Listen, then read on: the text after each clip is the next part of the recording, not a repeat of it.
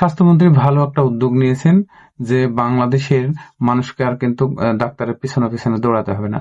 ডাক্তারেরাই নাকি মানুষের পিছনে পিছনে দৌড়াবে। তো ডাক্তারেরা যদি মানুষের পিছনে পিছনে দৌড়ায়, তার মানে হচ্ছে তাদের সেবাগুলো মানুষের পিছনে পিছনে দৌড়াবে। এই উদ্যোগটা আসলে একটা ভালো একটা উদ্যোগ, এটা বাস্তবায়ন হোক।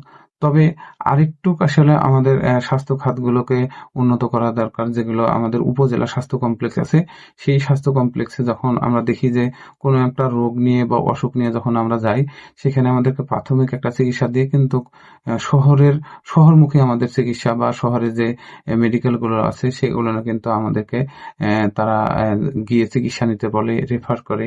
তো আমরা চাই যে অদূর ভবিষ্যতে এমন একটা বাস্তবায়ন হোক বা পরিকল্পনা হবে এবং বাস্তবায়ন হোক, যাতে আমরা উপজেলা স্বাস্থ্য কমপ্লেক্সে শহরমুখী যে চিকিৎসাগুলো সেগুলো যেন পাই। কারণ উপজেলা স্বাস্থ্য কমপ্লেক্সে আসলে বড় বড় বিশেষজ্ঞ ডাক্তার, নার্স সবকিছু কিন্তু আসলে সংকট দেখা দেয়।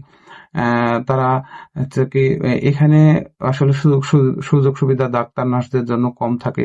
আমরা চাই যে সেই সুযোগ সুবিধাগুলো দিয়ে যেভাবেই হোক এই উপজেলা স্বাস্থ্য কমপ্লেক্সে শহরমুখী আমরা যে চিকিৎসাগুলো পাই এগুলো যেন অদূর ভবিষ্যতে এটা করা হয়। কারণ বাংলাদেশের বেশিরভাগ মানুষ কিন্তু 70% মানুষ কিন্তু গ্রামে বাস করে। তো গ্রাম থেকে গিয়ে শহরে চিকিৎসা নেওয়া আসলে অনেকটা কষ্টকর হয়ে যায়।